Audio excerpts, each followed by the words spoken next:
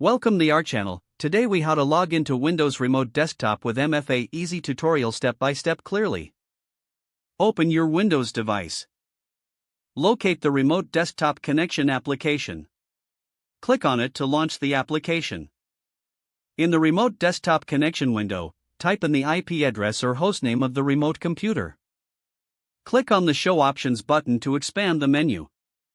In the username field, enter your username for the remote computer. Now, click on the Connect button. You will be prompted to enter your password. Type in your password and click OK. If your organization uses multi-factor authentication, a new window will pop up. You'll receive a notification on your authentication method. This could be a phone call, text message, or an app notification. Follow the on-screen instructions to complete your MFA process.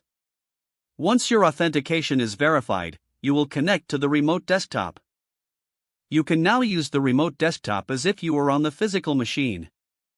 To exit, simply close the remote desktop window when finished. This concludes the process of logging into Windows Remote Desktop with MFA. If the page does not load, refresh the browser or try again in a private or incognito window.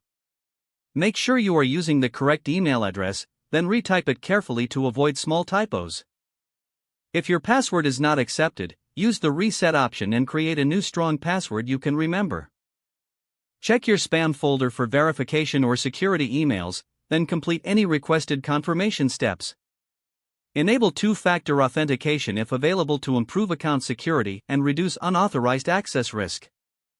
After signing in, review your profile details so your contact information and settings are accurate and current.